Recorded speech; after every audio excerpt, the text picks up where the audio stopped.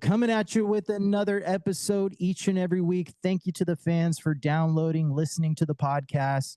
We appreciate all the love and support we get. And man, I love all the guests we've been having lately.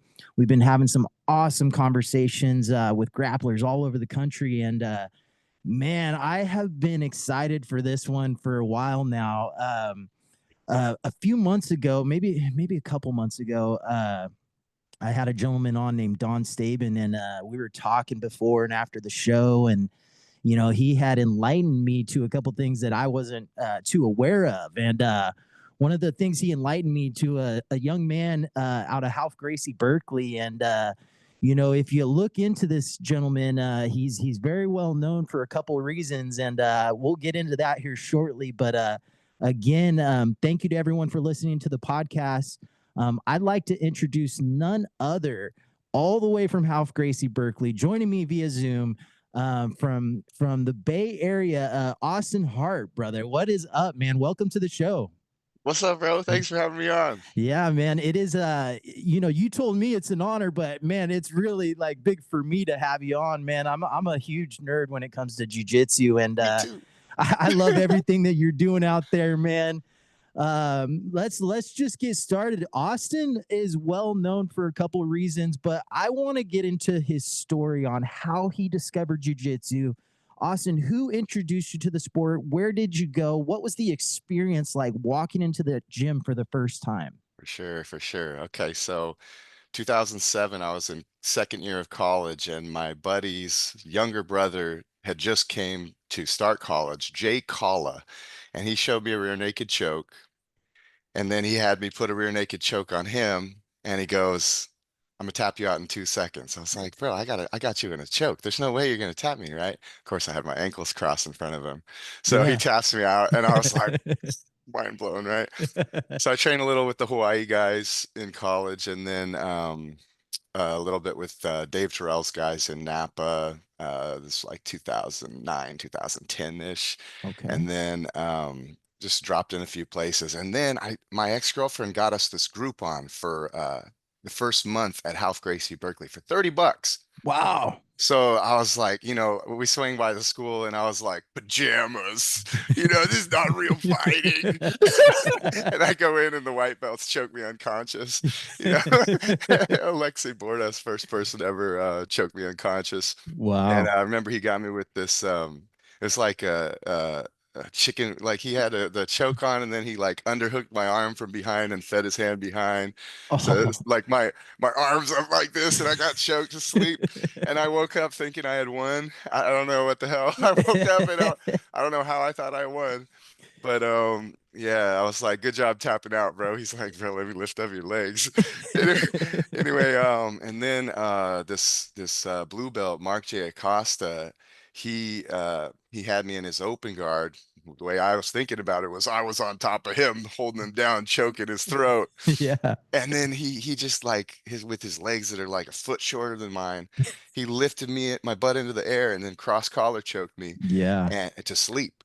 And I woke up, and I was like, this dude is like 60 pounds lighter than me, a foot and a half shorter. I mean, he's not, but like he's like 5'2", 125, something like that, I think. And he just choked me out, man. I was like, this is real life Naruto powers. Yeah. I gotta learn this. I've never seen anything like this in my life, And Yeah. that was I want to say, I don't know, maybe 2013, 2012, 2013-ish, something like that. Yeah. And man, I've been like addicted ever Yeah. since. That's what happens. I hear of a lot of it, and it's not like the people that get addicted, they don't go in there and wreck house. It's always the ones that get choked out right away, or get humbled right away. And then something about jiu-jitsu, man, it's very addicting, and man, it's an incredible sport to be a part of. And man, you've been a part of it a long time, dabbling in it in the early days, and even 2012, 2013. That's pretty early days to be going at it. For sure. Yeah. So, there's a lot of things out there. There's a lot of submissions. There's a lot of stuff you hear about. And this was back in 2020 during the COVID days. And, I started in 2005, so I'm kind of old school. Nice. I don't, the moves you see on YouTube, yeah, that's cool and all, but we're in the gym training, Yeah, yeah, so yeah. but a friend of mine had sent out a video to a group message and he said, check out this choke. It's called the Buggy Choke. Oh, no way. And he starts sending it out. And next thing all the purple belts, all the brown belts start, fucking with it. And Yeah, that was my first introduction to the Buggy Choke, actually. And nice. when I originally saw it, obviously you just think, oh, it's a 10th planet type of Totally. move, or that's where it came from. And even if you do a deep dive on the Buggy Choke, if you go to Google and type in, the creator, where did the Buggy Choke come from? There's all kinds of different information out there. Hmm. And I got deep into the Reddit forums, that's Nice. like the crazy part. And if you read into those Reddit forums, you hear people saying different things. One of the things I heard was Helio's been doing this for years, and this and that, and people are trying to stake claim to it, and it's been around forever. I don't think it's been around forever. I'll tell you that. And then somebody chimes in on the Reddit forum and they say, "This guy's from Half Gracie, Berkeley." And he starts tagging videos and Mm. video evidence and talking about how it came to be. So this is the man. Austin, talk about the Buggy Choke. Everyone Yeah, wants to know, where did this thing come from? How did you come up with it? for What sure. what were you playing with when it happened? Okay, for sure. So, main thanks for finding it goes to Dave Klahan, who's a Half Gracie Berkeley black belt, and like he's like Master House business partner, basically, as far as I understand, like with running the school as well as the school in Mongolia. So so Half Gracie Berkeley, Half Gracie Mongolia. Big Dave's a big part of that, and so Big Dave, he actually showed me it's basically upside down scarf hold. It's Yeah. case of Gatami. So it's like we were at this expose, jiu-jitsu expose. There's like a street fair or something, like they shut down the downtown Shattuck Avenue in Berkeley, and everyone had like booths and everywhere.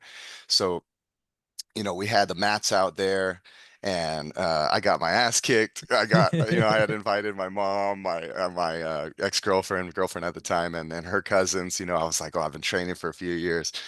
I'm getting better. I'll show them some cool stuff, and then I just get destroyed. And I was so sad, bro. I think I was about to cry. And I was like sitting down, and Big Dave came over. He was like, Austin, because he just saw me get killed by the white belt, the blue belt. Um, and then this other white belt too. Actually, it was Alexei, Ash, and then Link. Link just got his brown belt with me. Alexei's black belt. Ash is black belt now. Um, anyway, so Big Dave comes over. He's like, I think he like felt sorry for me, He's like, help this guy out. I was make him cry in front of his mom. So he was like, all right, bro, come over here. So then, so he goes, good morning, sweetie. Here you go. My wife just woke up. Yeah. Um, so he goes, all right, dude, look, just when you're in bottom side control, like try to get their head and arm and grab your tendon right here, right? Yeah. So you're kind of exposing your back if you turn away from them and kind of frame under their close side armpit and get around their head, and then get their head and arm, their far arm and their head in your loop right here, right? And then Yeah. with your free foot, not this foot, but Mm-hmm. the other foot, with your free foot, you can do some like two forms of hip escape, like one where you load them up onto you and try to threaten to sweep them over this way, one where you bring your hips out that way by Yeah. opening, planting the foot and sucking your hips that way. This is two different directional hip escapes for getting some control with their head and arm in there. Yeah. So, I was playing with that as a black belt guy. I'm like primary black belt at the school, and I was like, oh shit, okay. So I was working with that a lot, and then I went to 10th Planet Walnut Creek with Alex Cander's open mat, 8:30 a.m. And I was working with that, right? So, and he's head professor. He's super legit. I'm some white belt, right? Mm-hmm. So, and I'm trying to hold him in here, and he's like posturing. I can't even hold him, right?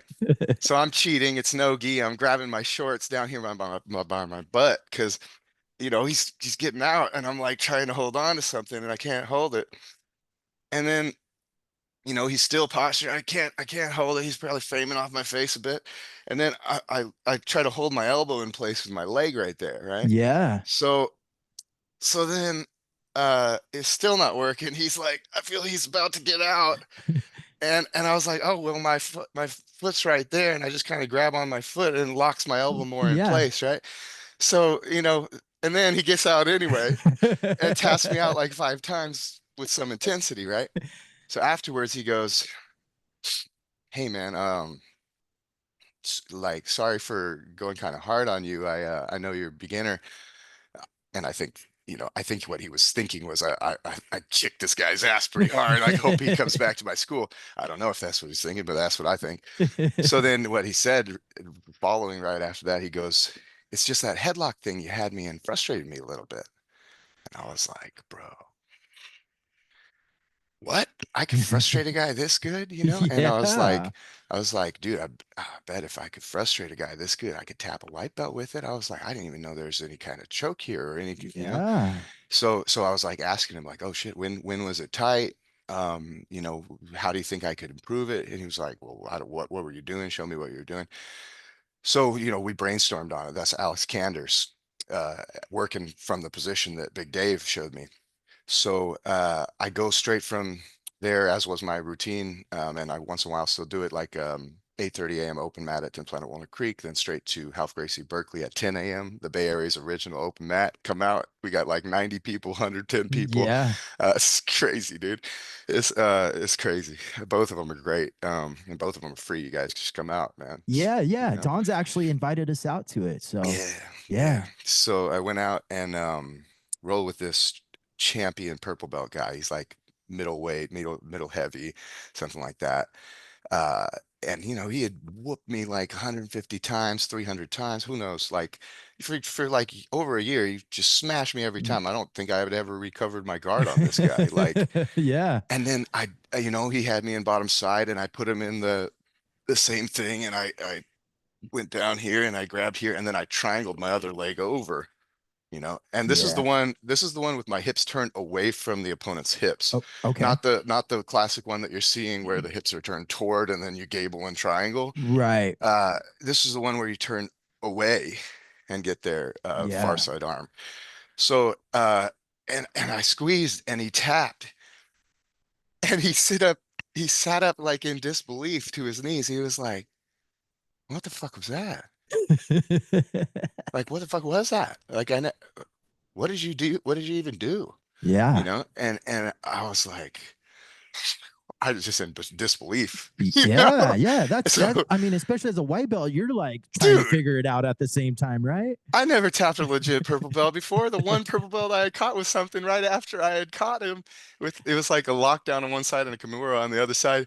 And then somebody told me right after, it's like, he's not legit. He's not from here, And I was like, oh, my dreams, they're crushed. I thought it was cool. And yeah, dude. So like I tapped this guy, and like, he's going easy on me. I'm a white belt, but like still, I was like, is by far the best guy I ever caught with anything. And I knew like I don't even know what I'm doing here. This is like the first day I even thought there might be a choke here. Yeah. But like once I had caught him that first time, I didn't even know there's like 50 variations and entries. Like, I just had that one position, and Yeah. and but ever since then I've just been like, a lot of hate on the Buggy Choke still, a lot There of is. doubters, but it's Yeah. like ever since then I never doubted at all. Like Yeah. I could I'm like like a dog with a boat, like Yeah. the jaw was just locked. I was like unreal, like I knew, Yeah. yeah, it's Yeah, dude. crazy. It's wild, man. I even had like when I first heard about the buggy choke, I told people, you can't buggy choke me. That doesn't work on me. I'm old Yeah, school pressure, I'm yeah, gonna smash you. And then one time somebody got close, Nice. and I still never been tapped with a buggy, knock on wood, Nice. but Nice. I have seen the shadow realm a couple times, and I'm like, what in the hell? Yeah. So it really like will mess with, especially an experienced person. Yeah. Somebody that thinks they have this solid jujitsu, and then they get caught with this move, and all of a sudden, like that black belt said, a little bit of panic goes on, right? You Totally. feel something there, and Totally. one of the things I read on the Reddit forums was some people give credit to Cade Bertolo. Where did that come from? I know Yeah. he's Yeah. finished a lot of people with the buggy choke. He's awesome, man. He's Did you get to amazing. meet him ever, or how Not did that yet. I'm work? looking forward to it. I'm sure we will. So it's crazy because so I was actually I forget what I was doing that night, but I got a phone call from Rose Gracie. She goes, Austin, sit down. Right. I'm like, oh shit, what happened? Right. And so I sit down and she goes, all right, I'm sending you this video. So she sends me this video and she goes, all right, check it out. I watched the video. It's Cade in Combat Jiu-Jitsu Worlds in the final, winning Combat Jiu-Jitsu Worlds with a buggy choke, right? It's like, and I was just like, holy shit, it was so sick. I want to say that was the one against PJ Barch, I think. Yeah, yeah, Yeah, he has multiple. Cade has yeah. He's multiple had a ton of finishes. them. Yeah. Him and his brother Ty, bro, they're super good with it. There's Ty was he didn't finish either of these two names, but I've seen Ty throw them in like official matches against Mergali. I've seen him throw them at Craig Jones. Yes. Like speaking of Craig Jones, he's one of the best, possibly the best buggy choker in the world. He's Yeah. so good, bro. It's so beautiful His watching these flexibility in guys. his legs is Yeah, crazy, right? yeah. Craig Jones is an animal. Yeah, so that was that's where the Cade gets the credit from Yeah. is that one, and then the one I think he hit in Who's Number One. Another big buggier was this was so sick. It was Renee Souza and Derek Rayfield at headquarters, 10th Oh Planet wow. headquarters. uh Renee throws a buggy on Derek, and then Derek throws a counter buggy, so they're bugging each other at the same time. And then Derek actually won, the squeeze off, and Renee had to tap. But I was chatting with Renee, just like probably over a year ago now, and he was like, "Yeah, dude, but I was so like, I was so upset about that loss that basically I focused on developing my buggy so much that short, like pretty, I don't know how long, a few months or something after that, Renee buggy choked J-Rod in Who's Number One. It was so sick, Yeah. bro. J-Rod's Yeah, one of they're the just best buggy passing it chokers in the back and world too. forth. Yeah. Dude, like it was so crazy. Yeah, And then that's J-Rod won, actually I think it was before that last story that J-Rod won ADCC West Coast Trials, got his purple with a buggy, yeah, and yeah. he added this variation where you do this punch choke when they're kind of slipping out a little bit, exposes Okay. their close side carotid. You just Yeah. punch choke on R- there. Man, that is badass, dude. Yeah, So let's back up just a little yeah, bit, right? When did the world discover the buggy choke? Obviously, you're doing it yeah, at Half Gracie's, you're yeah, doing it in the gym, yeah, but to get it nationally known and worldwide known, I yeah, mean, I'm yeah, sure there's still some people that haven't, got too deep on it, but yeah, it's getting popular and popular. yeah. It How was did the wild. world find out? So, good question. So, I was doing it at the school, and I was competing a lot, and I really wanted to hit it in competition. So, like, I think it was, I don't know, 2015 probably, Worlds, IBJJF Worlds, I believe it was. I had a dude in it, and I had him in there for like 2 minutes or something, and he was like gurgling, but he didn't tap, right? So then right after that, Alexei Bordas, the guy I mentioned, who's first guy who ever choked me unconscious, he was like, bro, you got to find transitions off of there, right? So thanks to him and that coaching, I found a whole bunch of variations just directly thanks to exploring from what he had recommended. Yeah. But I was like, man, I've been trying to hit it for years in competition. So 2016, I go to Gracie Worlds. It's like, I don't know, June, July-ish, right? In SoCal, Rose Gracie's Gracie Worlds, right? Submission only.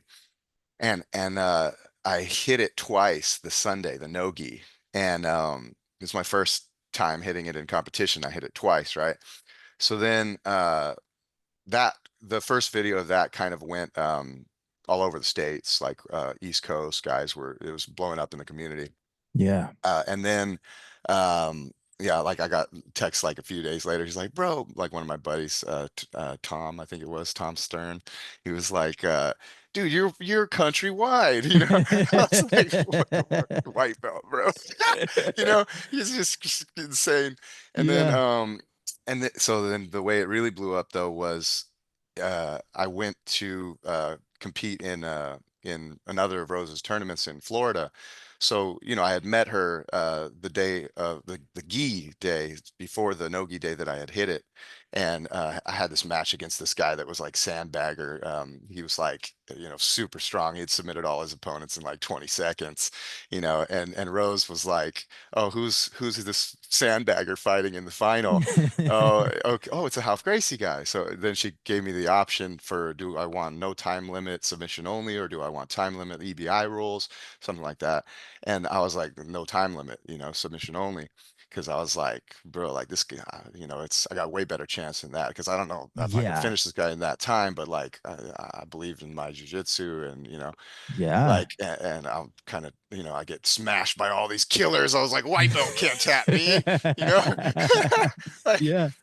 so anyway, 21 plus minute fight, and he Wow. actually had my right arm and leg shin stapled, and I go plotted him with one hand and one foot. And Wow. yeah, and both his coaches on the video, you can hear him say, "What happened?" You know. So anyway, so Rose was actually at Matt's side watching. So that's, I met her right after that because I had desperately asked for somebody to film my match, you know. Yeah. I was in the final, you know, and Yeah. and nobody wanted to do it. Everyone looking away, like, who's this weirdo? Don't bother me, you know. But this girl, this young girl, she was like, I'll film it, you know. Yeah. So I was like, I'll pay you. I think I said $80 or whatever. Like, anyone, please, can you film for me? I'll give you $80. I have the cash right here, right? And like, so she's like, I'll do it. And and then turns out that was Rose's daughter. You know, Wow. yeah, I didn't know. Yeah. And so then afterwards, you know, of course I pay her, and Okay. Rose won't let me pay her. Yeah. Right? She's like, no, no, no, you already came, you're fighting our tournament. No, no, you're not gonna pay. And I was like, please, please, like, this is the coolest match I've ever had. Like, I really want to pay. Like, please. I gave my promise, I have to, you know. And they wouldn't take it. So I left it on the ground, right? So Yeah. that's how we met. So then yeah, so anyway, so going out to Florida to fight in I don't know, Gracie regionals or nationals or something like that, right? And you know, she texts me, Rose texts me when I'm in the airport in California about to fly to Fort Lauderdale, and she goes, "Hey, bro, you probably don't want to fly out here because there's a hurricane coming in, and like, yeah, there's a small chance it could turn, but like, it's not going to turn, bro. We're going to cancel the tournament." And I Yeah. was like, so you're saying there's a chance, right? And so I was like, I'm coming, bro. So Yeah. I get, you know, she's like, you crazy. So I go out, and as soon as I landed Fort Lauderdale, I remember seeing on the TV as I walked off the plane ramp, this is the governor of Florida saying, "Evacuate the you know, the East Coast yeah, East Coast Yeah. of Florida, like, Yeah. leave the city," you know. And so I ran this SUV. It drove 260 miles to Tampa, and you know, and then Rose texted me like the next day. I think she's like, "All right, I'm gonna send you to train with these guys for a week, you know, because you came all the way out here and the tournament's not happening. I take care of my guys." So she sent me to train with Rob Kahn, bro. That's Hoist Oh Gracie's wow. first black Yeah. belt, dude. Yeah, that's Like, crazy. dude, it was sick, bro. He's so high level. So I trained with them, like, you know, like 2, 3 times a day for the whole week. And then the last day, she sends me to go train with Lil Tony Pozensky, and they're both at the time both out in Tampa. I don't, they might still be both in there. I think Tony's I want to say Air Force, so I think he was in Japan for a while. I don't even know. But anyway, so the day I go train with Tony, you know, I'm buggy choking his white belts, blue belts, and then yeah, you know, I'm explaining the choke to them. They're like, "What the fuck is this?" You know, the white Yeah. belts love this shit, right? So then I roll with Tony, and I'm an infant. Yeah. I'm just an Yeah. infant and I'm not impressive at all. Yeah. I just can't do anything, right? And I'm all bummed out, like, oh damn it, like Rose talked me up to this guy, and now he thinks I suck. Yeah. And then, but then right afterwards, it probably gave me good motivation because then I buggy choked this big brown belt guy, and Tony was watching, and some of the other black belts were watching, right? So I hit this brown belt, and he was like visiting from LA, and then and Tony goes, "All right, let me see this thing again. Can you show me this thing again, right?" So then so I show him, and he goes, "Can we film this?" And I was like, "Yeah, dude, Yeah, like of course. please, Yeah, please do. So so we film it, and he puts it on his YouTube, and the next morning it has 75,000 views, and it's like blows up viral, Yeah. and yeah, bro. So that's when it kind of went viral worldwide and got on all like BJJ Eastern Europe, all the the websites and the publish Yeah. whatever the article writer people. Right. And so I came home and I was like, I had US Open coming up, and I was like, I know I got to prove it. Like I know I got to prove it now. Yeah. So 4 days out from US Open, my professor pulls me from warm-ups, and he's like, "All right, I'm gonna weigh you. I know you have US Open in 4 days." So he weighs me, and I'm 19.6 pounds over. Yeah. Oh, And he's like, "Bro, you're not gonna make it. You have to email them and change your weight." I was like, "No, I'm gonna make it. I'm gonna make it." I didn't even know how to weight yeah. cut back then, dude. Yeah. But I was like, "Fuck it, I gotta do it," because I And you're had still cut. white belt at the time, Yeah, right? yeah. Wow. And I was like, I had cut a little weight before, and I had gotten double gold and subbed everyone on the time I cut weight. So I was like, oh, I gotta cut weight, right? Yeah. So I was like, I didn't know, like, oh shit, you don't know what you're doing with weight cutting. You cut 19, 20 pounds, you're gonna die, bro. Yeah. Like, so so anyway, so I didn't eat anything the whole 4 days, and then like the last 2 days I didn't drink anything. And then I went in the sauna for like 10 minutes in, 5 minutes out, like for like 6 hours, bro. Wow. Like I looked like death, Yeah. but I made it. Nice. And then I subbed all five in US Open and white belt, so like only have 5 minutes. I tapped everybody. Oh, impressive! Tap five white belts. Congratulations. but but in the semifinal and the final, I caught inverse buggies. Wow. So, and then, my professor I got the video, like him and Professor Eduardo and Alan were right there, and he's just jumping in the air, screaming, like, yeah, and he's like, shake your opponent's hand, fool him, like, don't celebrate, like, you know, and, yeah, and then, so then he gave me blue belt on the podium at US Open. Wow, man. Yeah, bro. That's really impressive. You hear of, people inventing submissions all the time. I always, being a traditionalist and an old school guy, I always say like the purple belt is where guys really start getting inventive, and start Sure, creating things. sure.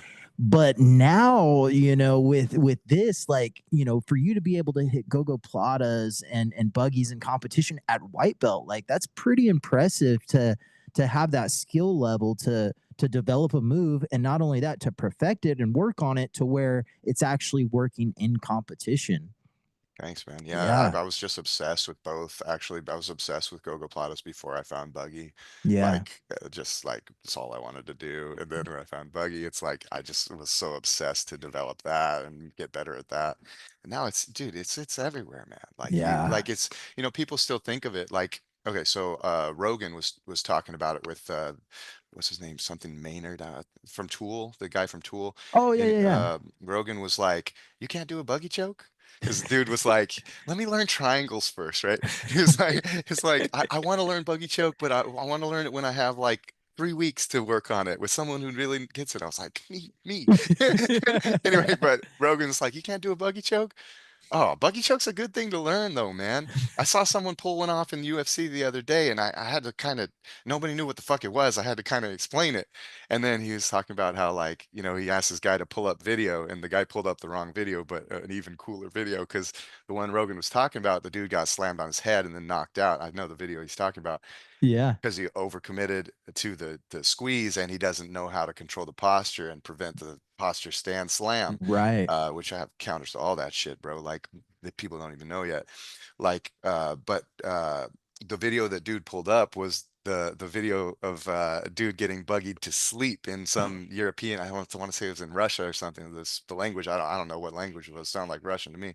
Yeah. But dude got buggied to sleep, and that buggy actually won submission of the year in their organization. Wow. And so dude tried to posture, buggy choke, dude punched dude in the gut, and his posture broke back down. And then he buggied him so hard to sleep that when he stood up, he like threw him off like a dead body, bro. And Rogan's watching this on the show, and he's like, "Oh, he's out." You know? And he's like, "It's so sick, bro." So like, but you could tell the way he's talking about it, he still thinks of it like most jujitsu does. They still think of it as one move from one position. They think of it as that one hips turned toward your opponent with your hands gabled and your legs triangled from bottom side control. That's what Not people really, think of not as realizing the there's a buggy choke. system, right? Exactly. Exactly, bro. Bro, it's everywhere. You can enter it and finish it from mount, from top side control, from top north south. You can enter it and finish it from having their back, from them having your back and you escaping one hook. You can enter and finish it from top Kesagatame, from bottom Kesagatame, from bottom side control, from bottom north south, like at least two ways from bottom north south. There's like it must be like 10 entries from bottom side control variations. You can do it from double, you can enter it and finish it from double butterfly guard, single butterfly half guard, regular half guard, lockdown, multiple ways to enter it from rubber guard. Like, dude, it's you can enter it while standing. You can enter Yeah. it while they take you down to almost every position. If they take you down to anything other than mounting you or neon bellying you, you can enter it. Yeah. Like it's That's everywhere, bro. And yeah. dude, there's so many like advanced transitions and additions and finishes in the system. It's just like, so when, when Rogan's talking about it's a good thing to learn, thinking it's one thing that has fatal flaws of overcommitting to the squeeze and having no option to control being slammed on your head, and Right. still thinking it's a good thing Yeah. to learn. I'm like, Yeah. oh, these guys don't even know, bro. I'm a buggy choke Joe on the table. Put me on, Joe. I Yeah. got you, bro. I got you. Yeah, man.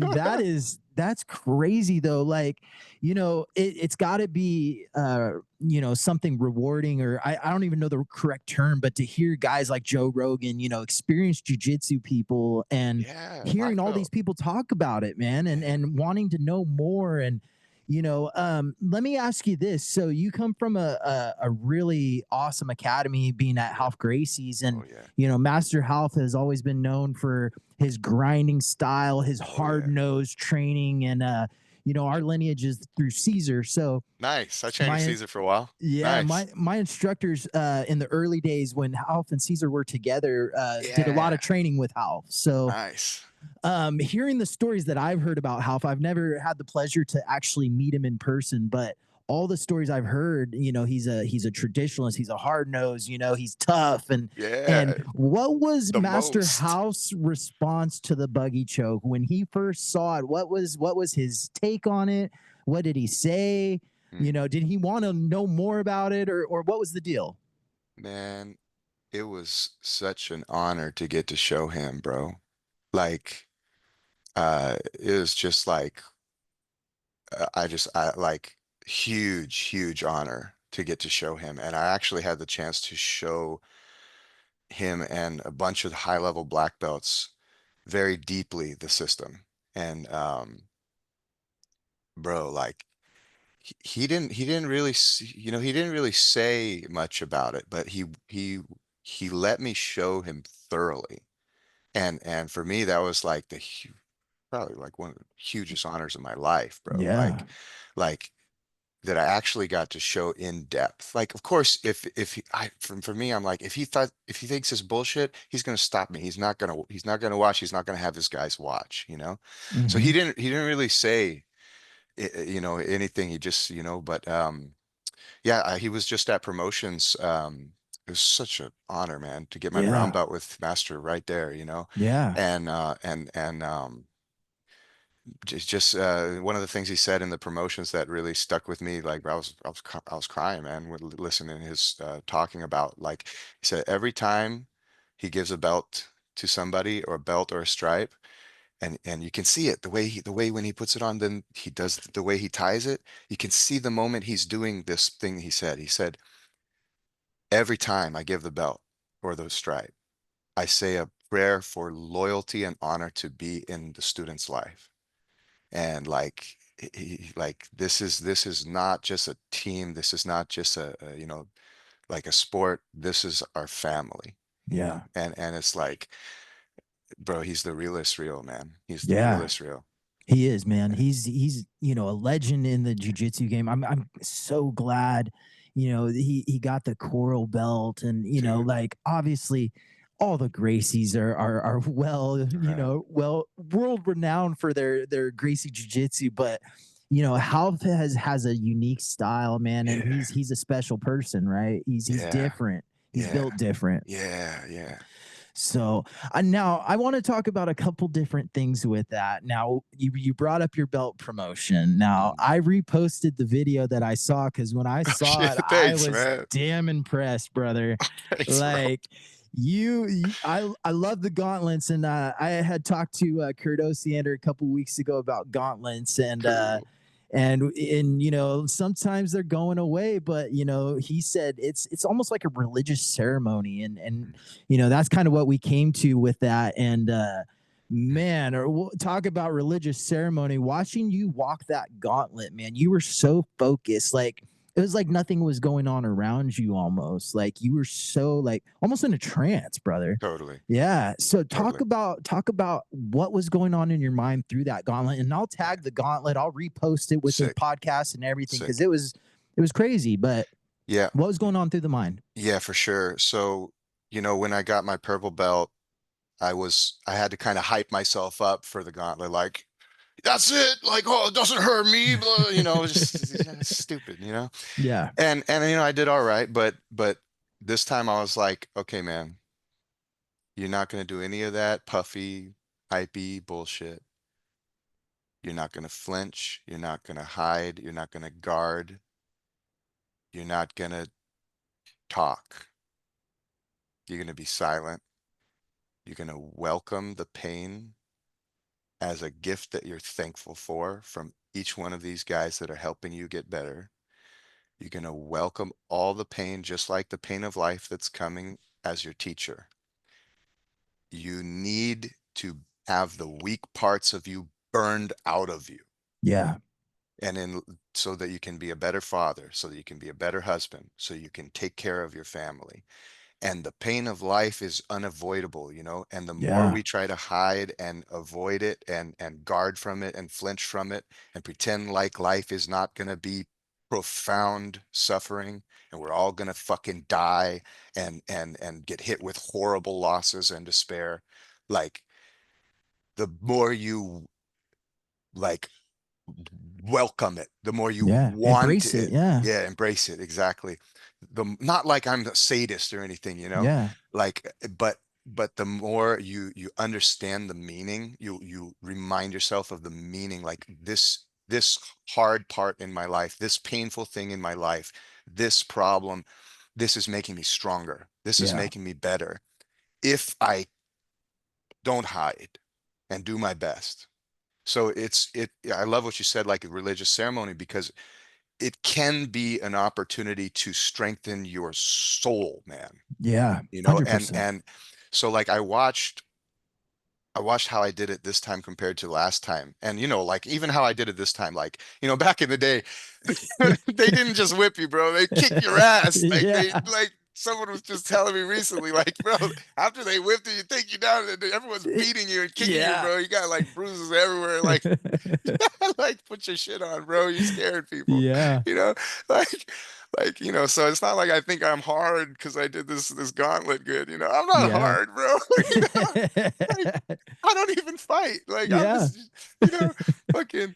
So, but like, I really like you said, like, trance, and it's kind of like, every time before I compete, I imagine like this circle of circle. I don't know what exactly of what, but it's like, every time I step on the mat to compete and bow, like, I'm in this circle of energy, like this like It's force filled, right? Kind Yeah, of. it's a totally Yeah. like force field, like a courage and purpose, and like the purpose of why we're doing this. It's not just for fun. It's not just like it's meaningful. It's to try to help other people, to try to inspire my brothers, to try to show my family and anybody that like do the right thing and try your best, you know. Yeah. And it really lifts you can really lift up people even in a small way, you know, and Yeah. like by doing your best. And anybody can do that, because every time you see somebody, like there was my friend Gabe, man, he was in crutches. He just had the ACL and meniscus surgery 3 weeks ago. Bro is in there doing the push-ups and getting the whipping with it. I remember Yeah. how bad my ACL surgery hurt 3 weeks Yeah. out, bro. Oh, the pain he's in his leg is way worse than the whipping, you Yeah. know. So like my dad saw that. My dad and my little brother were there, and they were like, man, you just have to admire that you can't help but just. So like those little things you can do anywhere in life where you do the right thing, you do the hard thing, you do your best. You should be you should be proud because you have the chance, and you should try hard and be bolstered by the fact that you're helping everyone around you, Yeah. you know. Yeah. And then so you know, that's what I was thinking about, all of that as I was about to go through the whipping. And I was like, and then you know, to have the chance to try to show my the strength of my mind Yeah. with Master Half right there, and all my professors, all my teammates right there, and my dad and my little brother there. Like, and I know my wife's gonna see it, and my daughter's gonna see it, and how many people are gonna see it? Like, I don't even know how many people. It's like I don't know how many Yeah. thousand people saw it. It's like, you know, and I want to serve all of you guys, man. Yeah. You know. Something spoke to me in that, man. When I saw it right away, I brought up a couple weeks ago or something like that, maybe a few months ago on the podcast. There was a guy I saw, and he was like staring all of his teammates down, giving them an evil look afterwards. But there was something different about yours, man, to where like you just saw this crazy focus, and crazy in a good way, Yeah. obviously. Oh, But no, no. That's a you, compliment, bro. Thank yeah, you just saw this focus, and like with hearing what was going on in your mind, you could almost see it on your body. you. Yeah. Like there was just a determination. Like you were so in the zone in that gauntlet, man, and not a small gauntlet by any means. Let's talk Yeah, about yeah. the fun part. How many people were in that gauntlet? I Like, believe there was more than 130 people in the building. yeah, yeah, definitely look like it. Yeah. And no knock on anybody else, but there were people behind you and doing the blocks and covers, and, Yeah. and you're just Yeah. standing there. One guy ran out of the line 3 different times, and they put him back in, and he ran out 3 times, bro. And then I mean, yeah, yeah. Well, Yeah. hopefully I can do a lot better at black belt. Yeah, man, that's pretty awesome though. And obviously, you're addicted to jujitsu. You're probably a lifer, obviously, at this Oh yeah. point. Oh yeah. And just talk about like jujitsu. We were talking about the bond, right? And going through those tough situations with your brothers. Something about jujitsu that I love, it's all walks of life. I don't know what you do for your career. You don't know what I do, but we're all joined into one thing, Right, and right. we can all agree and we can all see the same thing, the same visions. And regardless if you're a white belt going to blue or a brown belt going to black, Totally. you guys are united. And there's just something special about it, man. I looked at someone the other day and I said, "Jiu-Jitsu will change your life." And Absolutely just right. that's all I can really say is just look him in the eyes and say, you want to improve your life, Yeah. not just areas of your life, but your entire life. Yep, exactly. Train jiu-jitsu. Dude, absolutely right. I was riding to the airport from visiting my brother in Washington, and he's been training for a couple years now. U.S. Marine, and he's been training for a couple years, and he's still just getting smashed. You know, he's a white belt. You know, and he's like just feeling like plateaued and feeling like, man, everyone still kills me. I've been trying so hard. I've been getting injured and bruised, and for how long? He loves it, but he was kind of like, he had competed a few times, and he just gets killed every time, right? And I was like, basically talking him into not quitting, Yeah. like not like he was gonna quit. He didn't say so, but also it sounded like to me. I was, because Yeah. I know how it feels. I know how it Yeah. feels. It's like, bro, it's hard to go and do something that's really, really hard that you suck at, that you just get pounded and destroyed over and over and over for years. It's like, well, how insane do you have to be to keep going? It's Y- like, you know, yeah, there's little reward in the early days of jujitsu. Like there's you go into the gym, you get beat up, you do competitions. Most of the time, you get beat up in the early days. yeah, So yeah, you're doing one of the hardest things in the world, in my right, opinion. right, And there's very little reward. And even if you do right, win a match or two here and there, you get a gold medal, and then it's back to the gym getting your ass kicked by right. the same people that have been kicking your ass. Yeah, exactly. So I was telling him like, hey man, like just like you said, it's like you're doing like just showing up. Because like most people, they can't, their ego cannot handle Yes. going in and getting smashed over and over and over. And every time you do that, you're getting better. You're getting like better as a better person. Like you're getting humbled and you're getting stronger. And even though it doesn't feel like it, you are getting better in jujitsu too. And it's like this is not only training you for jujitsu, this is training you for life. Because if you can keep going in this, nothing's ever going to stop you anywhere. Like your job, and even if your job is super, super hard, or you're starting a new career, you're launching a business, you're starting a new relationship, whatever it is, it's not even close to as hard as getting smashed in jiu-jitsu for years without Yeah. success. And I was trying to reinforce with him like, bro, you should be so proud of your effort. And that's the Yeah. thing to reinforce is the effort, not the wherever you are in the skill, not the goal, but like the the effort and the hard work. Because it's like if you develop pride in that, it's like that's if you include that into your identity, experientially proving that that is who you are by doing it over and over and over, both by going to training and going to compete, even when you're getting smashed in both. It's like, dude, that will change who you are. That will make you Yeah. so strong that the kind of things that make people suicidal, it won't Yes. even frustrate you. Yeah. You'll be like, oh, cool, a gift, an opportunity to get better, an opportunity to get stronger. From like you could lose all the money in the world, all everything you have, and have nothing and negative money, and you'd be like, oh, cool, I'm gonna overcome this. And Yeah. some people just kill themselves off of that. Yeah. Like, or like you lose the love of your life or some relationship, and of course you're sad, you're broken, your attachment is all wrecked, but you believe in yourself Hmm. because you proved it to yourself that you're the kind that gets through and keeps going and doesn't give up.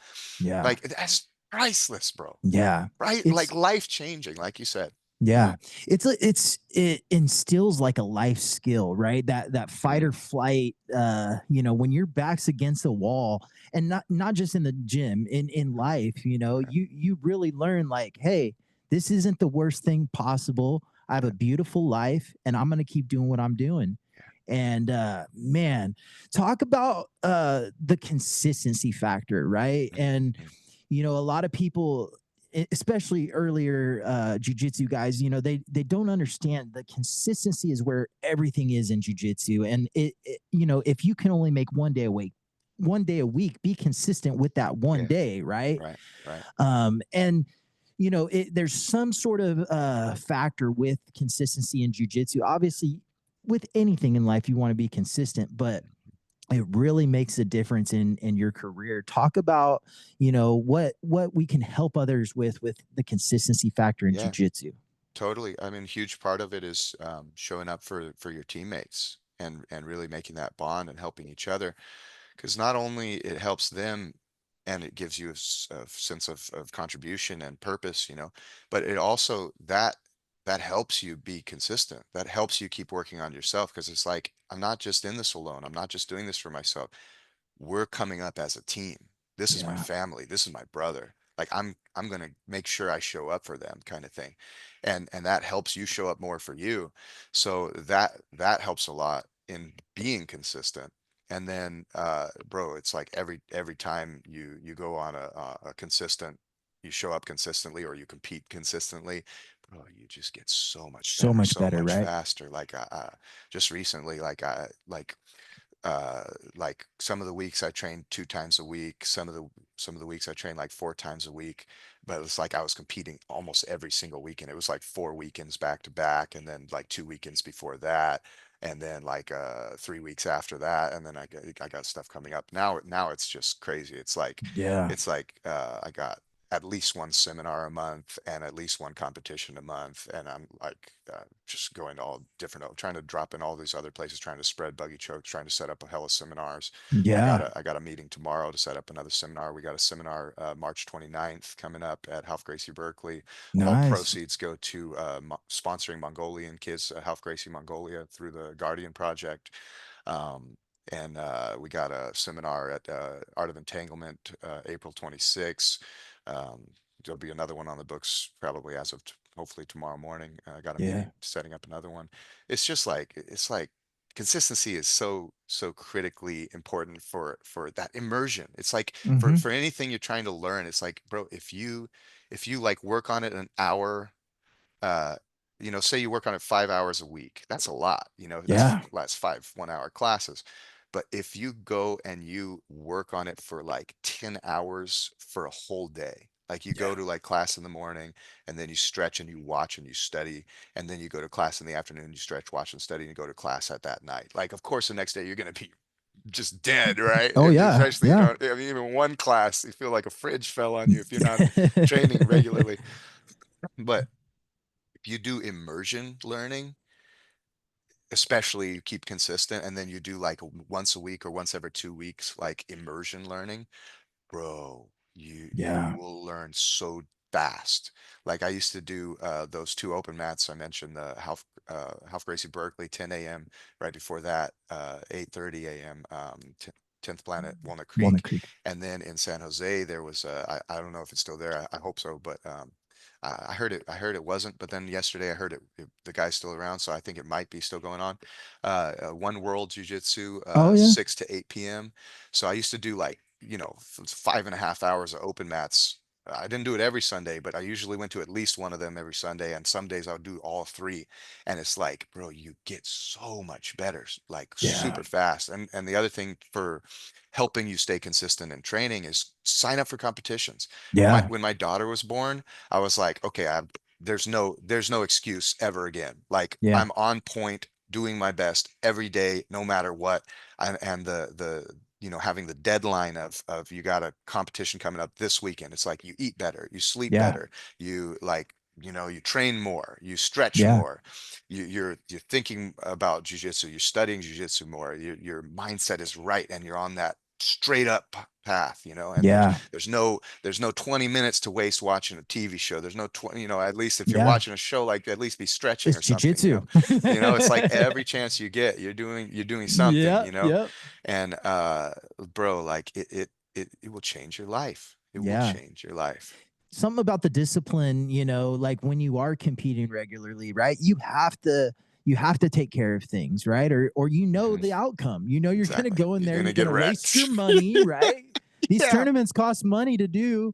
yeah, So you're gonna go in there, you're gonna waste your money, you're gonna have a bad performance, and then you're gonna beat yourself up after yeah, yeah. that. You can go home after losing your first match, drive an Yeah. hour and a half home. Yeah, maybe longer. Yeah, yeah. Yeah, it's wild though, but you hit the nose on the or you hit the hammer on the head or whatever the term is. Yeah. But yeah, man, you're on point when it comes to that. Now, do you get people coming up to you at competitions, recognizing you for your contributions to the community? So crazy, dude. Like, I mean, like I never even knew I never thought I could come up with something. I'm Yeah. some white belt, like I was in Texas in say it was like 2020, maybe early 2022. I was in Texas competing. I was just like, oh, Joe Rogan moved to Texas, to Austin, and that's my name. I was like, I'm gonna go compete out there for my comeback tournament after I blew out my neck, blown disc, and I was out for 2 years, a little over 2 years. And I got in shape, and I was like real fit, and I was like, all right, I'm gonna do a comeback. My neck's better.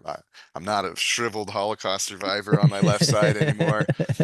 Yeah, bro, I went out and I subbed all five. I got three buggy system subs, and yeah. What was the question? So we were just talking about people recognizing you at tournaments. Oh yeah, so I was standing in line in Texas, and this guy's like, "Oh, I know you. Oh, you're the Buggy Choke guy, right?" I was like, like, what the fuck is happening right now? Like, so like here and there, it's and way more than like recognizing me, what I'm stoked about is like of course, how could that not feel just super cool, like, Yeah. but like what I'm super stoked about is how like everyone knows the Buggy Choke. It's like even they don't know me, it's like they know Buggy Choke. It's like you Oh can call yeah. any gym in the world and they're like, oh yeah, I know. But Yeah. like a crazy thing too was a couple other things on that. It's like my little brother was competing. Another of my brothers training a lot. I think both of them are going to be lifers. Um, but Chris was in I think it was his first competition, and to his credit, he actually got guillotined to sleep, but the ref didn't know he was asleep, and he actually came back and he ended up winning that match. It was crazy, bro. I think he actually slept twice, if I That's remember. badass. Yeah, bro, he's like 17 years old. I'm like, let's go. Anyway, but he was trying to buggy somebody in that competition, right? And there were these 3 or 4 kids to my left. One was like 5 years old, one was 8 years old. Of course, those are guesses, these little kids. And they were like, he's trying to buggy him, he's trying to buggy him. I was like, the kids know. I was like, it's crazy. And then I was Yeah. at this Bellator fight with the team. One of our teammates was fighting, and there's this dude, this MMA fighter. I don't know if you know Violent Bob Ross. I'm He goes not by too Violent familiar. Bob Ross. Yeah. Anyway, he there's like a line of 10 guys waiting to take a picture with him, right? And I shout over to him. I was like, "Hey, didn't your boy Lucas Clay just hit a buggy in his fight?" Right? And he looks, because Lucas Clay, bro, MMA fighter, I Yeah. think he has like 3 in MMA, Wow. bro, 3 buggy finishes, That's impressive. right? So then, and I knew these two were like buddies, right? So then and he goes, "Oh shit, I gotta get a picture with you." So he comes over, and he gets a picture with me, and he posts it, right? I saw he posted it later, but I'm with my jiu-jitsu friends, and like, I sit back down, and my friend Calder Powers, he was like, "That's the coolest thing I ever seen in my life." I was like, Yeah, that's so badass, it's man. crazy, bro. It's like it always makes me think of something Jim Carrey said. He's like, how privileged is it to have done something that makes it so that when people meet you, they present their best selves to you. Right. Like, They want to look what an good. Yeah. honor, you know? Like, Yeah. cause I know better than any of you guys. I'm fucking nobody. Yeah. I'm Yeah. at least as fucked up as any of you. Yeah. You know? Yeah. I get Like, it. I'm not special, bro. Yeah. Yeah, it's but that's probably like why something like this is going on, right? Because you're so humble about it, right? You're not trying to be famous for this, Well, I you're am now, but yeah. But you know what I mean? The initial roots of it yeah, are pure, and that's true. That's true. it's very awesome, brother. And the thing about like inventing a submission, right? Like you never know if it's gonna catch, right? You never Totally. know if it's gonna catch on to the whole scene or if it's just gonna be something popular in your gym or whatever. Recently I just ran into Jason Von Flew, right? And No shit. obviously the Von Flew Wow. choke, everyone, people made Wow. it famous in the UFC, but just thinking about that, like, did he originally, like, when he was first using the Von Flew choke? I mean, what was his intentions, right? You never Yeah, yeah, know. yeah, yeah, totally. So it's just really impactful, man. And I like how humble you are, man. And Thanks, bro. I I gotta wasn't to be clear, I wasn't like, of course, it went to my head at first. I was like, oh my God, girls like me, and I had like 3 nightmare situations, made a bunch of mistakes, like back to back to back, and got crushed. Yeah, And then I had the injury, couple of injuries that took me out for like 2 years plus each, yeah, and I had to be humbled, bro, because I wasn't, bro. I was cocky. I was an idiot, you know. yeah. Yeah. Let's talk about those injuries. You did mention an ACL injury and Yeah. also a neck injury. Yeah. Talk about what the recovery was like going through that, but For but sure. more of not the physical recovery, but the mental Hmm. recovery, Hmm. because that's the biggest thing jiu-jitsu guys deal with, Yeah, right? for sure. When Big time. we're incapable of doing something, right? Dude, it like it takes you out of the game. And so, yeah, great question. So, just from guy passing my half guard and pressing on my lower leg, my ACL just blew. Um, and then the neck injury was from I didn't tap when I should have tapped, ego, Yeah. to like a really effective shoulder pressure, neck crank. Anyway, so the neck injury was a bunch of blown discs, and my whole left side shriveled. My left arm was like bone, constant spasms in the tricep, the sternocleidomastoid, neck spasms, pec spasms so bad I thought it was maybe my heart, lat spasms, fire nerve pain. My hand was completely numb.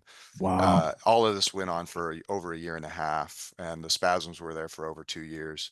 Um, uh yeah, like it was just totally wrecked. So then the ACL, like I just kept training, but then like my knee would dislocate from nothing, like chunks of meniscus be like feelable from outside, like they'd be like protruding out of the side of my knee, Yeah. and like my knee would just dislocate like from nothing, bro. I wake up in bed and it would be dislocated.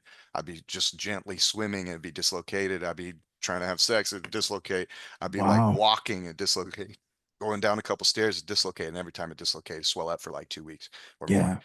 Um, Did you pop it back in yourself well, or yeah, for the first probably 100 and 200 dislocations, I was able to externally rotate my foot and then fully extend my quad, and it would pop back into socket. But then that stopped working, and I just kind of had to like hang it and like wiggle it, and it kind of went back into socket by itself like after Mhm. like 10 minutes usually, but it never even felt like it was rightly inside. It was just wrecked, bro.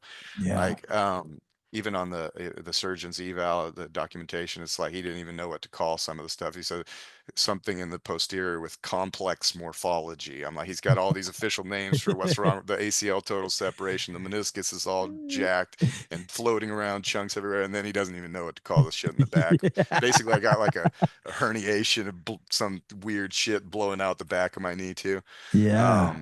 So yeah, like so both of those, the knee, I knew it wasn't going to take me out permanently. I knew I could get surgery, but even I didn't have insurance. Once I got the insurance, I got the surgery. But with Yeah. the neck, I also didn't have insurance too. I actually never even got seen for the neck because I was like, bro, I know they're going to tell me you have to have surgery, and I'm going to Yeah. say fuck you, and and I don't want the surgery anyway, and you're not cutting in there, bro. My spine, yeah. Yeah, like, and I mean, the pain was real bad, but it wasn't like a 10 out of 10. It was like a 6.5 out of 10, but it was constant. So like, Yeah. bro, it just eats at you. But more Yeah. than the pain and the spasms, they were constant day and night, bro, no break, for over a year and a half. And the spasms continue Wow. for another like 8 months. Like, the pain didn't improve until a year and a half later. It started to slightly improve. So, Yeah. a year and a half in, Yeah. you don't think it's ever going away. Yeah. You think it's permanent. 6 months in, you don't think it's ever going away. So it's like you can imagine, and a lot of you guys know, like you know exactly what I'm talking about. You got Yeah. shit like this, maybe worse than this. Yeah. Like you like you have to find ways to deal with it. Because Yeah. like I was like, I'm not gonna do opiates.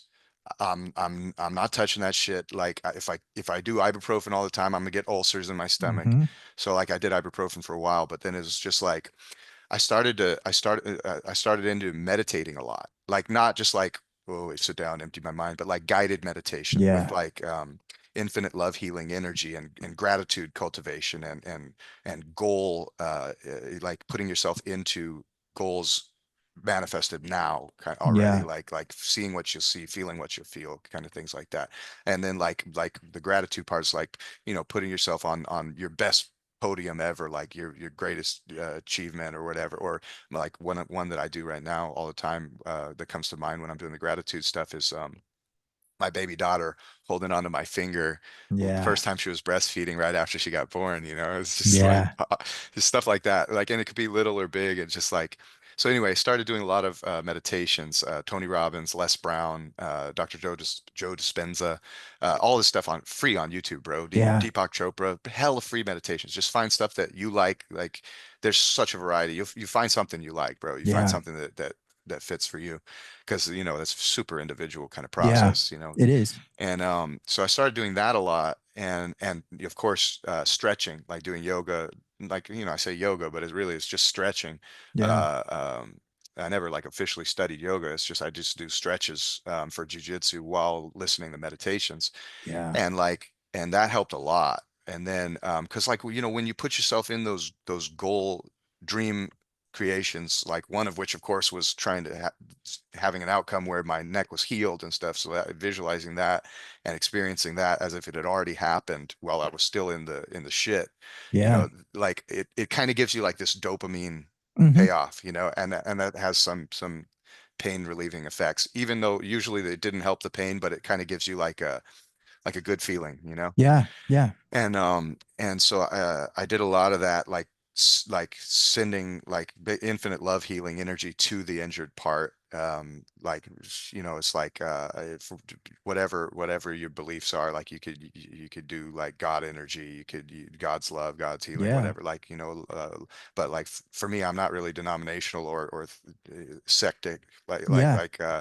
I kind of do all. I just started using every religion. I'm like, Yeah. you know, I'm just like, whatever. I'll try them all, bro. Like, Yeah. I gotta, There's got to be one that works, right? yeah. So, you know, I'm doing like, there's a lot. Just if you look up like, healing and healing meditations, enlightenment meditations, is like all this different stuff. It's like Yeah. super worthwhile. And mainly it was like how I coped. It wasn't even like, oh, I'm gonna do this to heal my shit. I was Yeah. like, I'm fucked. I cannot fix this. It's never going away. With the neck one, it was so debilitating. Like Yeah. and I actually took like I fought in a world championship and I took like two super fights even after it was wrecked. I wasn't even able to train, but I was like, I might win anyway, right? And they're like, hey, you want to fight this black belt? I was like, yep. I'm a blue belt. It's like, yep, you know, yeah, you want to fight this brown belt? Yep. And then I, you know, it got worse and worse. And I was like, Yeah. oh shit, like, I'm a, you know, it was bad, bro. So Yeah. like the neck one is the thing that had me thinking the unthinkable, Yeah. that I could never train jujitsu again. You know, that's like That's the biggest fear. you Yeah. would never think that no matter what injury comes to me, no, I will never give up. Of course, I'll always overcome it. And like, I mean, a year and a half in, bro, Yeah. constant horrible pain, spasms like a motherfucker. I look like Gollum, bro, from Yeah. Lord of the Rings. I had coworkers saying shit like that, like behind my back. I could hear him, like, fucking here comes Smeagol. You know, I look like a goddamn bone on the side, bro. Yeah. Like it was bad, you know, and I don't blame them. They were right. Yeah. You know, and but like that had me thinking like I'm out.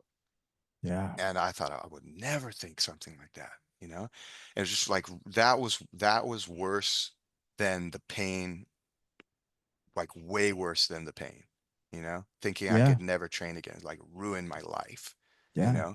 And then so it's like I went from this huge high of like blowing up worldwide, and then like ego just exploded, and then just like ruined, you know. And constant pain is, but I needed it, bro. I needed to be broken. I needed to be humbled. I needed be reminded that like everybody is in pain that you know Yeah. nothing about. Everybody is suffering hardcore shit that you will never know about. Hmm. And you're over here, Austin, thinking, oh, you're the man and all this, you're cool and all about you.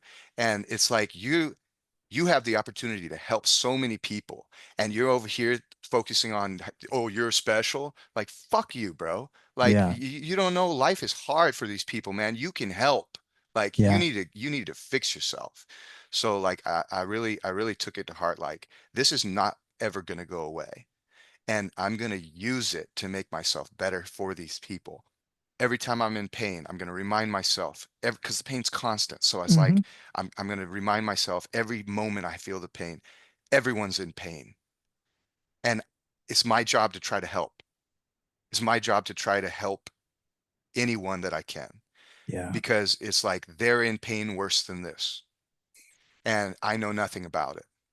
How much You of know, how much? Sorry to interrupt, but how no, much no, of this do you think was the universe kind of bringing you back to reality? 100%, You know, 100%. like when we kind of get in our own head and Yeah, start to change our own thoughts and things like that. The universe has a way of, hey, 100%. I'm still in control here. Yeah, So that's exactly what it was. That's exactly yeah, what it was, dude. yeah, And so I used it as a constant reminder that other people are in pain, and my purpose is to try to help. And so since I knew what it was like to be in pain, I knew that that mattered, yeah. So then again, that dopamine payoff, Mm-hmm.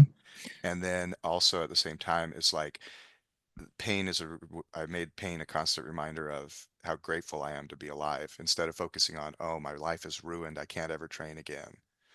It was like, you're alive and you should be so grateful, Yeah, and so I I turned it into like a constant reminder to be grateful, constant reminder to be not just compassionate, but in striving service to help other people. yeah. I'm a psychiatric nurse by profession for like 15 years, and that mindset shift it just changed everything, you know. Oh yeah. It's easy for people with injuries to fall into a really deep depression, and sometimes it's people can't get you out of it. Yeah, You have to you have to. pull yourself out. Yeah, And so let's be clear, you never had surgery on your neck or anything like nope, that? never even got seen by a doc. Wow, Yeah, wow. That's the power of the mind. And the mind is one of the most powerful things in this whole thing that we're in, man. Whether you think it's a yeah, simulation or a world or yeah, a heaven or whatever it is, man, the power of the mind is so strong, and you have the power in your mind to create the outcomes you want. totally. Whether it be personal, professional, or in your body. You do have that power. And if more people would tap into that and realize that, like, I opened my own gym last year here in Congrats. Stockton. Yeah. Sick. And Oh, dude. something, brother, I never thought would happen, but Yeah. it started to become a reality, and I started to believe it, and I started to push towards it. And people talk about setting goals. I kid you not. 2024, I had 6 goals, and I put them up in my garage, and that was kind of my man space. And I Sick. would see those goals every single day. One of them was to open a gym. The other Nice. one was to get my black belt. Let's Right? Two things go. that I didn't even think were Let's in the go. works. Yeah. Last year, both of those things happened. Let's go, bro. So putting those goals in front of you, being able to look at Yeah. those and understand, it does something to the mind to where you start to believe it. Big time. And when you can see it and you can believe it, it just kind of happens. Things fall into place, Right. maybe not like you thought, but Right. the universe starts to shift, and a Totally. change starts to happen. And Totally. it's very, very powerful. If people would tap into that just a little bit more, they'd be Dude, amazed at what can happen. absolutely. That's a fact, bro. Yeah. I feel like like I really believe it's so much so that even though I believe in that, like, and I've have so many experiential proofs in my life that that's a fact, I think that even I have no idea exactly how profoundly true that is. Yeah. Like, it's unreal. It's like in the actual design of our brains. Like, it's Yeah. in our very core nature, like the reticular activating system. It's Yeah. like if you put that goal up there and you see it and you actually aim at it, you'll start noticing stuff that you wouldn't have noticed Yeah. that is in like contribution towards that or in pursuit of that goal. It's like, bro, it's down to our very primal design, like evolutionarily too, because like, we're super visually based, and like we're aiming creatures, you know, with goals and with like what we focus on visually, like for food or like just super primal consideration. Like, bro, it's unreal. It's like it's unreal how true what you just Well, said yeah, is, you know. I mean, you brought it up. It's like you go to a, I mean, I'm not a big huge fast food guy, but you go to a fast food restaurant, you see this crazy looking burger on the Right, menu or whatever it is, right, right? right. And you get it. How often does it ever look like the picture? No. but, For sure. but the same thing, that visual is what attracts us Yeah, to it, right? right, And right. draws us to ordering that hamburger or whatever it Yeah, is. yeah, yeah. So yeah, it's very interesting, man. Like, so talk about what future goals you have. I know obviously you're wanting to spread the buggy around to the world, and Yeah. something that obviously I'm a huge fan of. I want to see it all over the place now. Thanks, bro. I'm really happy it's from California. Yeah, buddy. Yeah, buddy.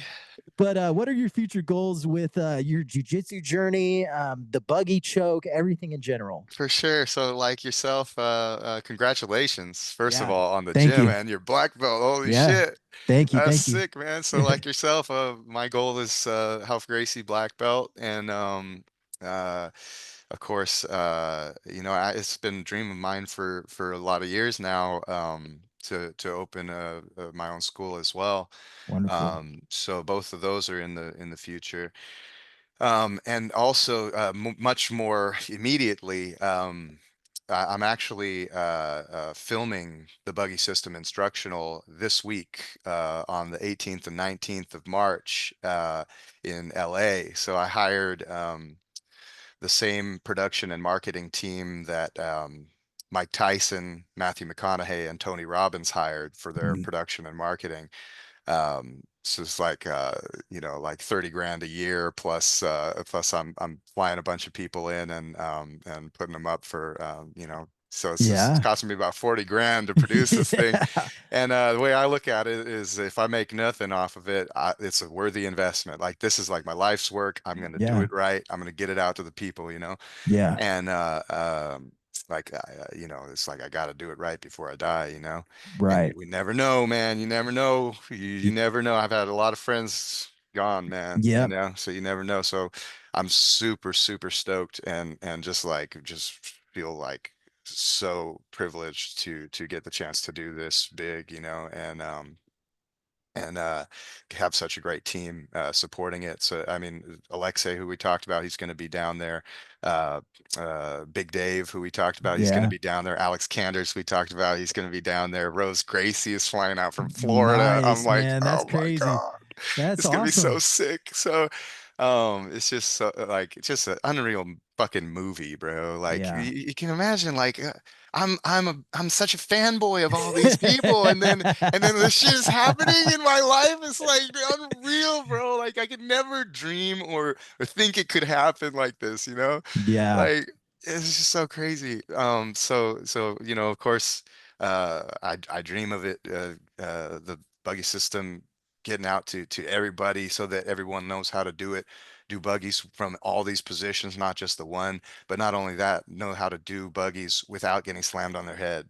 Well, Yeah. you know, controlling your opponent's posture, knowing how to break your opponent's posture and keep it controlled from the various entries, knowing what to do if they gain partial posture to either break it back down or transition to taking mount, you Yeah. know, or Yeah. top side or top half with the choke still in. And Yes. then, of course, if they get full posture, how to disengage and clench or totally disengage Yeah. without getting slammed on your head.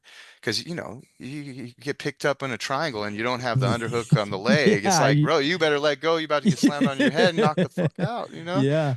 So, you know, and then how to do buggies without hurting your knee, because I've seen a few ways people are doing it wrong and they're hurting their knees. Yeah. And you know, there's real simple fixes on just understanding technical detail of the right way to do it. It's like it's not those are the wrong directional angles to squeeze anyway. It's like Yeah. you're not even making the choke worse for them. You're just breaking your own leg. Right. You're Like, hurting you yourself. know, like so there's simple fixes on all that, and then yeah, and then like not only like how to get flexible for it in the ways that help, you'd be able to do buggy system technique, but also like how the technical understanding that makes it so you don't even have to be that flexible. Yeah. It's much more about The the angles and tools and the keys to transition through the progressive positions than flexibility and bending yourself. It's like yeah. it's like unreal.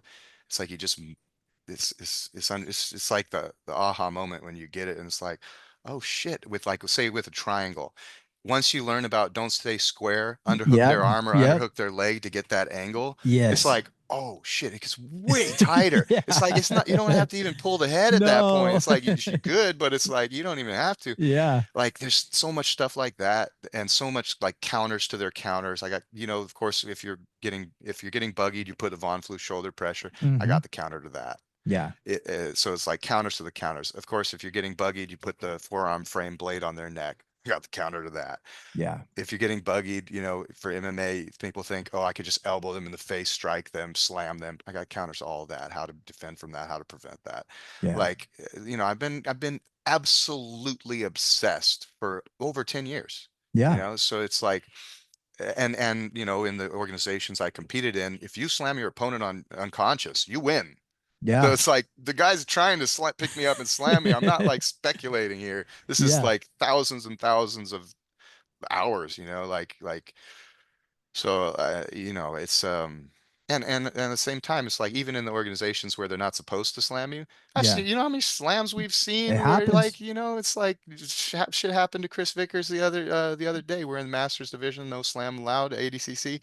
He got his fucking slam. He still won. But yeah, like dude, it's just unreal. And just like really the seeing the joy that people get when they buggy someone, Yeah. it fucking makes you believe in yourself. Yeah, it does. And I know personally, like from thousands of moments like that, it's like, bro, it makes you, it's like, oh my God, like it makes you feel so fucking cool, man. Like if you buggy someone, they're like, you motherfucker, you're not supposed to, you got me with that bullshit thing that's not supposed to work.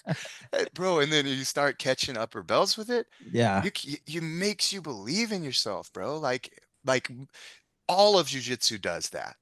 Any submission does that. But this one, it's like so many people think it's not supposed to work that it's like it's even more Yeah. payoff. Like Yeah. it really is. It's really crazy. Yeah. And so like I want everyone to have that feeling so they believe in themselves because that's what bleeds into like their whole life, believing in yourself and like and having that joy, having that like that transformative like, oh shit, maybe I'm more than I thought. Oh shit, Yeah. maybe I'm capable of shit I haven't imagined yet. And then it's like that open-mindedness and that joy and that positive energy. It's like that's actually that's the thing that one of the things I'm most grateful for is like I know that energy is going to go on when I die through Yeah. people buggy choking people. Like fuck Yeah. me, they're not going to remember me. That's Yeah. fine. They're going to have that joy and that sense of belief in themselves that's going to be increased. And that's happening like as we've been on this. How many buggy chokes do you think people have hit Yeah. in the world? Oh, And they've had that tons. moment of like increase in their self-belief and their increase in their joy. And it's like for me, I want to just do everything I can to magnify that while I'm still alive because like that going on and growing and everyone else that's helped it grow is like it's like a life of its own. It's way bigger than one person now.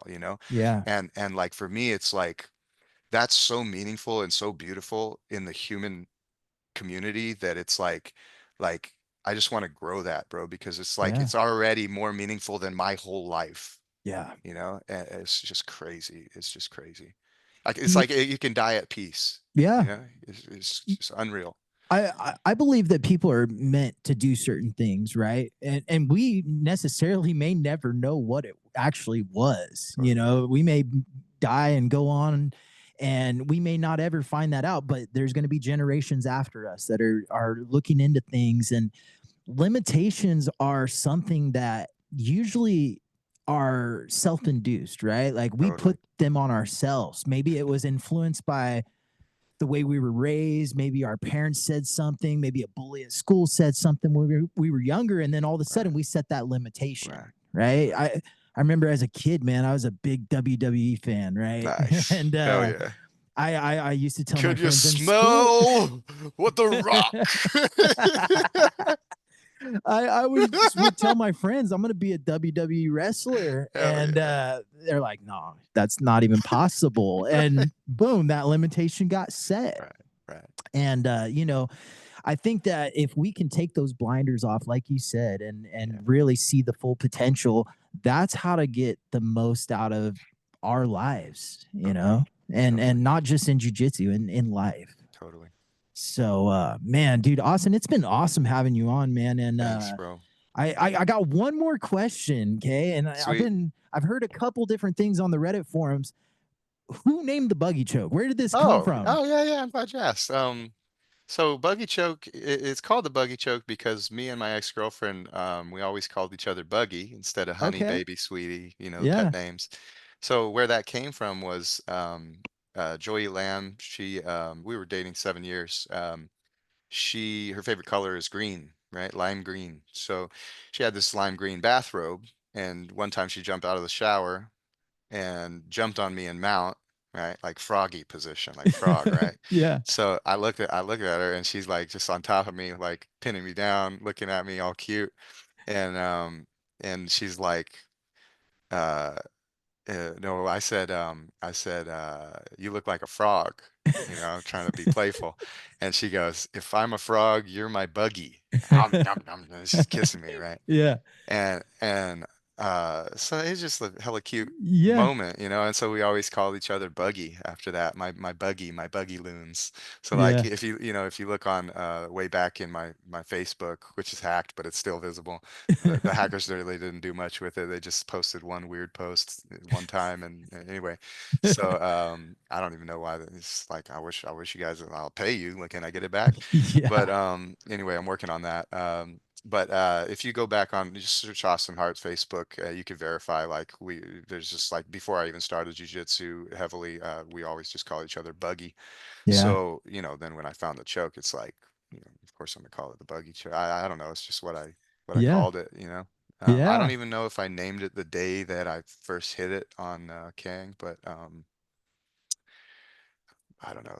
I mean, I'm sure I came, white belt, Yeah. bro. I'm sure I came home like talking my ass off. I mean, I just can't stop talking about jujitsu, and then I come home. I hit this choke, blah, blah, Yeah. she's like, "Oh my God!" Uh, Yeah, man. But That's like, it was interesting though. talking with her about it that we found it's like it can be a sneak attack because it's like if you're on top, say in top half, setting it up, and you kind of like have a bad base on purpose to let them sweep you, Hmm.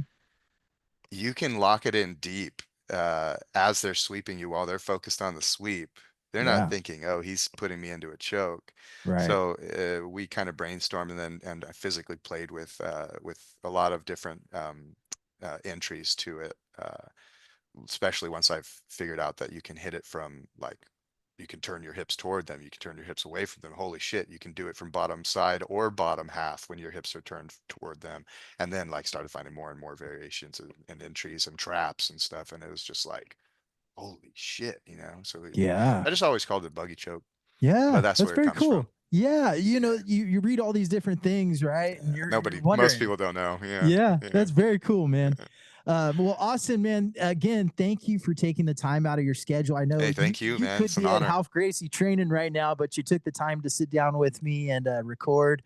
Brother, I appreciate you, man. I wish you nothing but success, Thank you so much. Likewise. and I I know gotta that come out you're to Stockton, bro. Let me yeah, man. text me the address. I'll come through. Yeah, for sure, dude. Maybe we'll talk about getting you out here for a seminar Oh, too, that would be because epic. I we would would love it. love it, bro. And I just like to give the guests just a couple minutes to do their shout out whoever you'd like. Just take a few minutes to Sick. wrapping this thing up. The floor is yours. Thanks, bro. Yeah, man. Shout out you for having me on here, bro. You just Yeah. hit me up the other day. I love it. Yeah. Yeah, shout out Big Dave, showing me the first position that I found the choke from. Shout out Alex Canders, helping me on the primary coaching to finally lock it in and actually finish somebody with it for the first time. Shout out Alexei Bordas, helping me with the good coaching to find transitions and variations off of it. Shout out my professor Eduardo Fraga. Man, he's like a freaking saint, man. Just Yeah. amazing, amazing guy. always had me come with him and his son out to Berkeley campus, just like always welcome me. Um, Shout out Master Half Gracie, the legend, man, the Yeah. realest real. Shout out Rose Gracie, God's work, man. You know she's president of Mixed Martial Arts Federation for Brazil now. Yeah, I saw Yeah, that. yeah. Yeah, it's And badass. dude, she's amazing. Just the most amazing person. Shout out Caesar Gracie. I love him. He's the Yeah, man. Yeah, man. Shout out my wife, love of my life. yeah, I mean, she nursed me back to health after my knee surgery, and the best thing that's ever happened to me, man. And yeah, yeah, all you guys, man, all you guys training and all you guys that watch, thanks a lot. And yeah, just believe in yourself, man. yeah, You're way stronger than I was, way stronger than I even am. Like you guys have no idea. You guys have no idea the power that's in you, man. To do good for other people. You know, you have no yeah. idea the capacity inside you to do good for other people. So, thanks very much for coming on. Yeah, man, it's been an absolute honor, man. And go check out Austin online. How do we find your Instagram? I know Yeah, it's Facebook's hacked. yeah. Instagram is Deep Sage is so DeepSageis, Deep Sages. Yeah. And so go follow Austin out there and be looking out for his videos coming out on the buggy system, man. I'm excited Hey, you're doing that. Like you said, we don't know how long we're on this planet, so to get something recorded that's going to be out for future generations, man, that's what it's about. yeah, for sure. And thank you, fans, for downloading the podcast each and every week. You can find us on Spotify, Apple Podcasts, YouTube, or anywhere where you get your podcast. Austin, thank you again. This has been another great episode of Grapplers Talk. This is Dave, and we are out. Awesome, man. Thank Sick. you, brother. That was, Thank you. dude. We got to connect, man. I'll shoot you my phone number, and Sick. my 1 year anniversary is in June. I don't Oh know what you're shit. doing around there, I'll come so out. If I'm not in Brazil on a seminar tour, I'll come out, man. yeah, man, I'd love to have you. And I mean, we'll get you out here and maybe even get you here for a seminar. Be And sick. I'd Be love to sick. connect with you, brother. Cool. I'm gonna try to. My March is pretty busy. My April's starting to get busy, but I'm Me gonna too. try to make it out Both. there to house on open mat. So Sick. Yeah, let me know. yeah, I'll try to make it if you come out for for sure. sure, brother. Yeah. Well, you have an awesome rest of your day, man. You Thank too, you bro. again. Thanks very much. All right, Awesome. brother. All right, Late. bye-bye.